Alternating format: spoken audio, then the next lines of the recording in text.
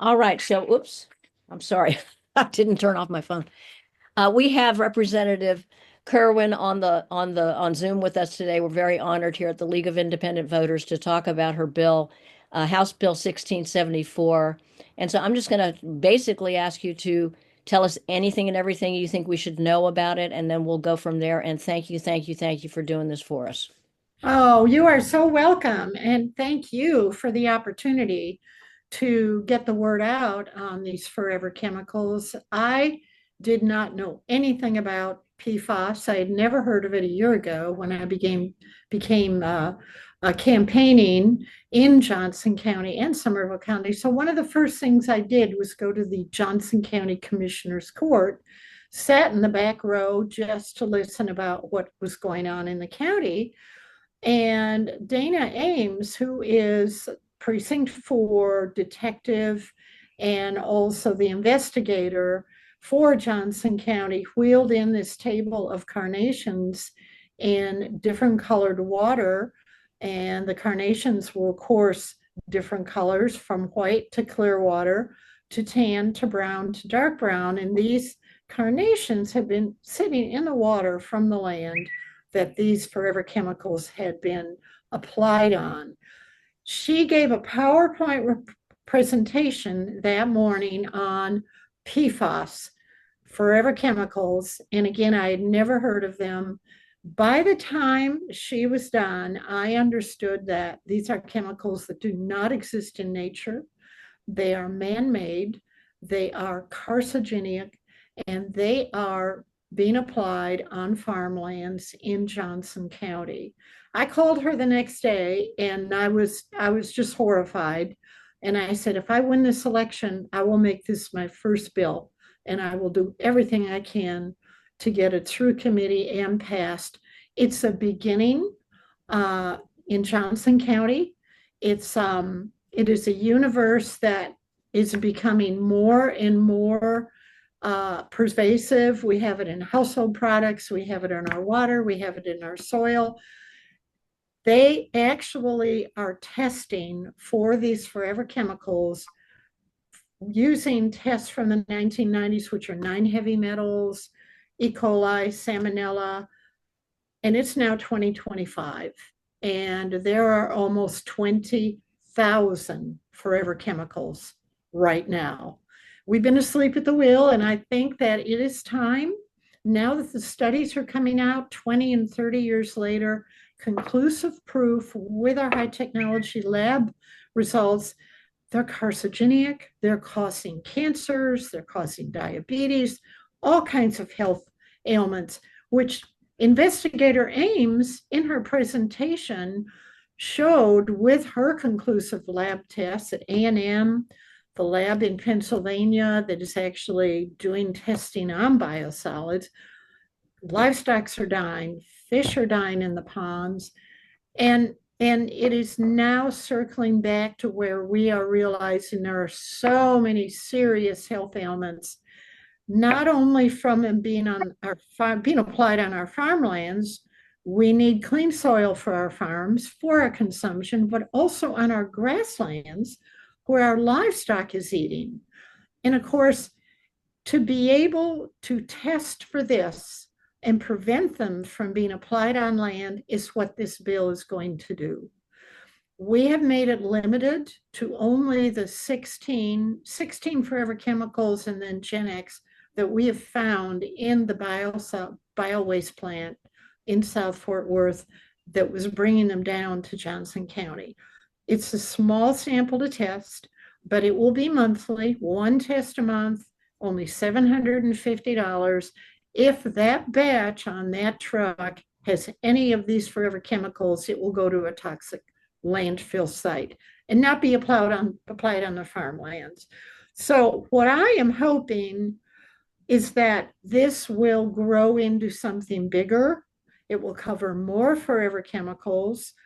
Our AG, our wonderful Ken Paxton, has already filed a lawsuit about the PFAS chemicals in household products. So I think that we're gaining traction on this. The New York Times has run a couple of stories, Progressive Farmer, Agriculture. The word is getting out. And What we need is for more and more citizens to document their concerns, get in touch with me. If this bill gets out of committee, we will need all the support we can get from the farmers, from the ranchers, from everyday citizens to bring awareness to how serious this problem is in the state of Texas. Maine, to summarize, Maine is the first and only state that is completely banned PFAS chemicals. So I've talked to them. I'm working with their legislator to try and help me get this done in Texas. That was a little long. I'm sorry. No, no. So this applies to all if it passes, it's going to apply to the whole state. So Yes. just Johnson Yes. County. Yes. And is this going to go to the Ag Committee? Do you have any idea where it will be assigned? You know, the Ag Committee, I would assume would be where it's going to go, but I think there's maybe two other possibilities. My chief of staff is here who's helping me on this. What other two committees did you name? So it's possible we could go to land and resource management since this is a land application. Mhm. There's a weird universe where we end up in county affairs. Natural resources is again a possibility. A couple different things. It's all ultimately dependent upon what the speaker wants to do and how much he likes or unlikes us. Mhm. So we'll find out soon. Yeah. Gotcha. And the declaration, did you want to ask me about that? Go right ahead, please. Okay, well, Commissioners Court filed the declaration of disaster, I believe it was last week. In Johnson County. In Johnson County only. And that was for it to now go to the governor, and the governor would approve it and send it on to the USDA in Washington. It's at the governor's office now, so we're just waiting. I called and they haven't called me back. Not that, they necessarily would, but I hadn't seen anything, but I hope he moves quickly because they want relief right away, right? They're worried about their water resources. Can you say anything more about Well, I think that the impact on these 5 farms I know 3 of them are out of business. And, and they are keeping their livestock, even though the livestock is contaminated, they're not going to sell it. That would be unethical. And of course, they can't get rid of these cows and goats and all the other animals. So I believe that declaration was to help them. The Johnson County Commissioners Court also passed a resolution about PFAS, forever chemicals, being applied in their county. So we're hoping that will gain some teeth too. Now, the TCEQ is still, it was mentioned in the Johnson County materials that I read that they were asking TCEQ to warn farmers and ranchers not to use this. Am I wrong about that? And this is not in the legislation, is it? No, it's not. Our testing is limited to just the batches that are leaving the Fort Worth biosolid plant. We're just a step 1. So I don't know. Do you know what the source was for that? James, do you know? I believe it was in part of the disaster declaration that they called on not only the governor's action, but that they called for TCEQ to warn other farmers. Oh, okay. That was part of the declaration then. Yes. Yeah. Okay. Separate from the bill. Okay. So I'm going to open this up for Andy to ask any questions. This is Andy Wier with the Simsboro Aquifer Water Defense Fund. And hi, Andy. Thank you so much for doing this. My curiosity is on what guided you to set the levels that are in the bill for each of those 16 chemicals, because they're so drinking water standards for those would be at like 4 parts per trillion, and you've got 28,000 parts per trillion for some of those chemicals. So what guidance did you use in setting that? All of the data in the bill like that, Detective Ames has been working with the labs for almost 3 years now. She would be the one that could answer that question for you, and I can give you her number. Okay. I'm pretty much the messenger in this process because I'm okay. new, but she has all the in-depth studies for the bill. Okay.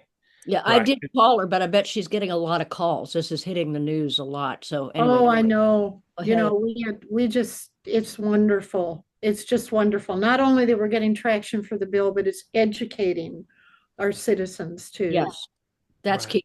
They can just stop it right away, not using the stuff. Go ahead, And Andy. so my follow-up Yes. then would be I'll probably work through Detective Ames is also on the testing for animal tissue or fish tissue and as well as soil. We do testing in water here in Bastrop County. We're working with on the Colorado River. We've got 10 times the EPA standards for uh, all the PFAS and PFOS in the Colorado.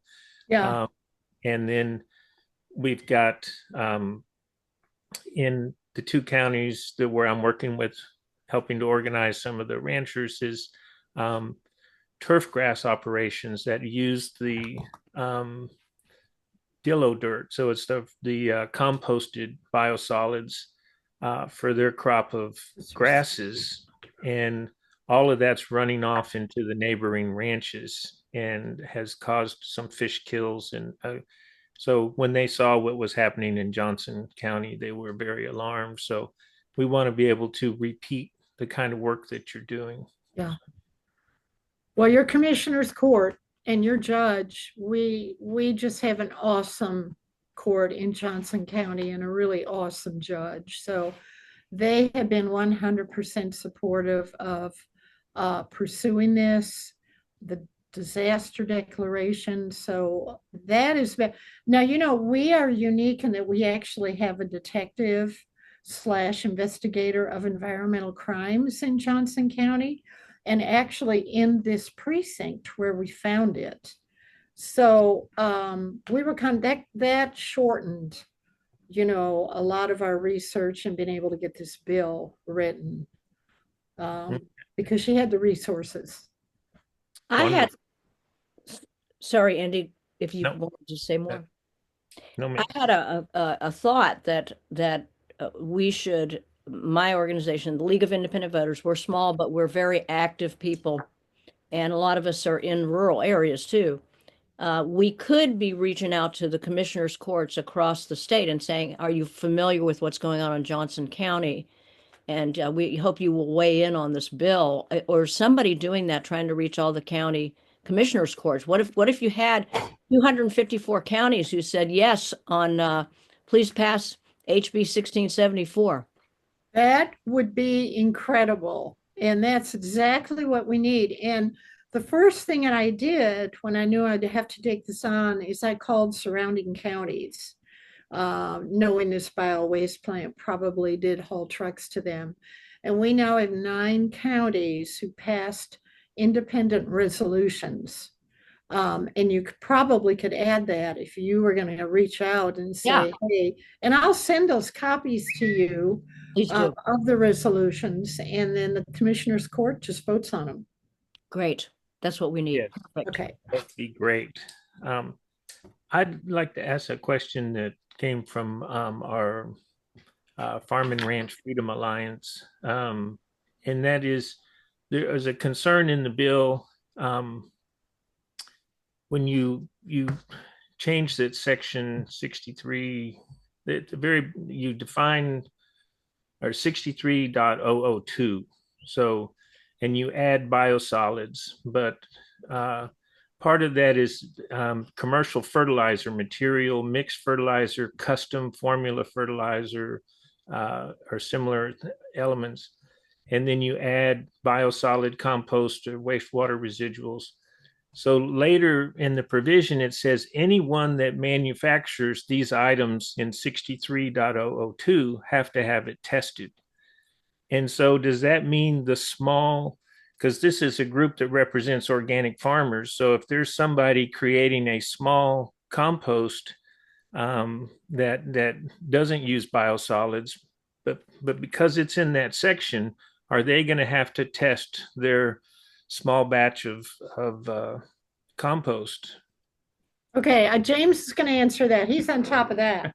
So this is actually a question that we've gotten just the other week from the Cattle Feeders Association, because they take the material from their feedlots and use that as a fertilizer.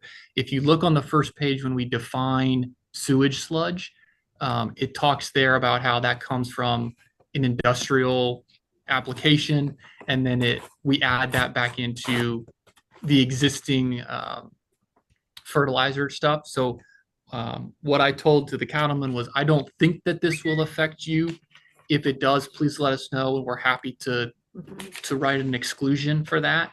But the way that we define the sewage sludge and the biosolid shouldn't affect them. What we were trying to avoid was, and I found this out as we were writing this bill, there's Class A, Class B, Class A, B. There's these different types of fertilizers and soil amendments.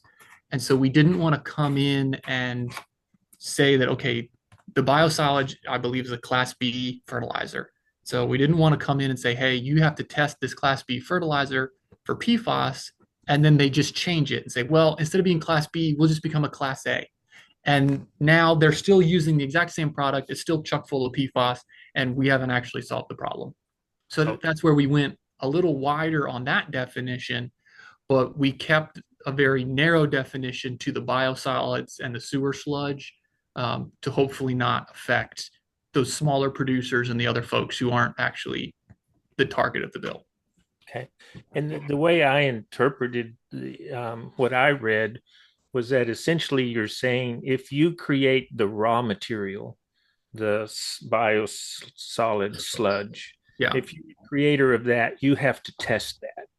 That's right. And all of those people downstream that might mix it, that might, use it as part of their fertilizer, they're protected because the raw material is being tested and either disposed of or stamped with approval and allowed to proceed.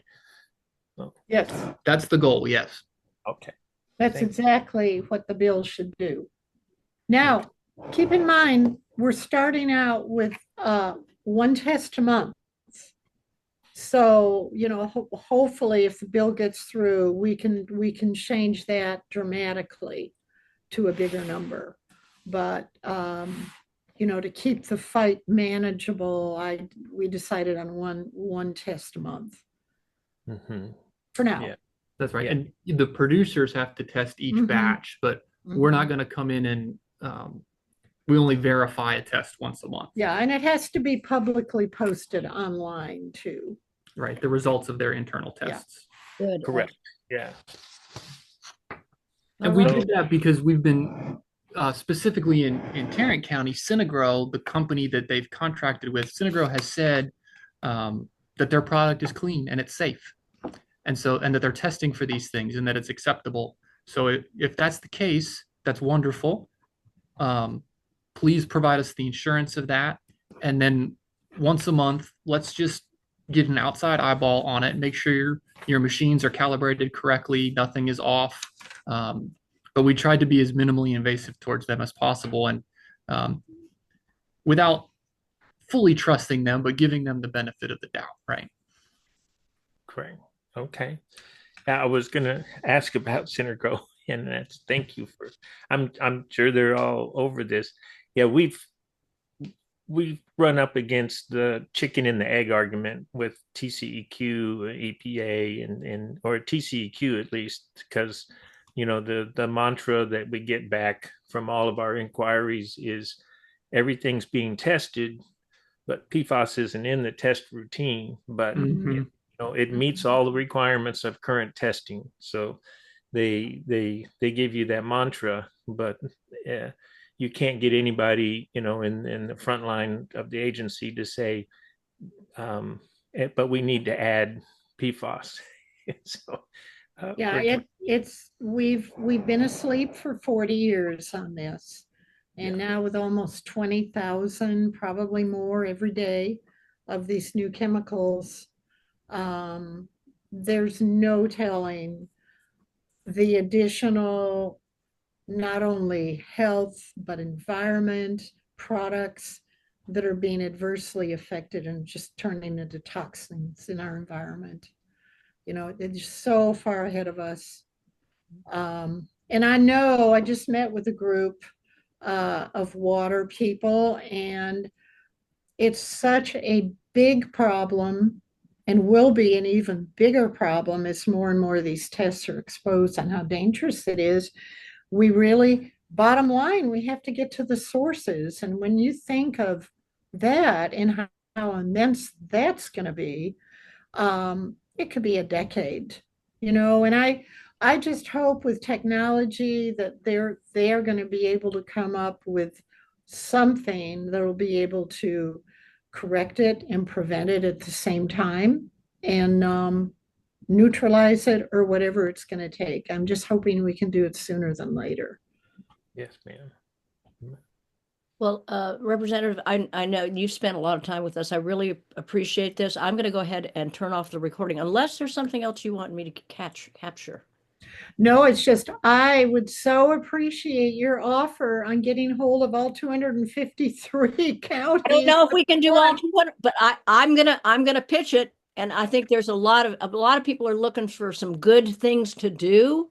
Yep. And on waters, things that affect our environment. So I'm gonna turn this off for now, and then I'm gonna ask you a more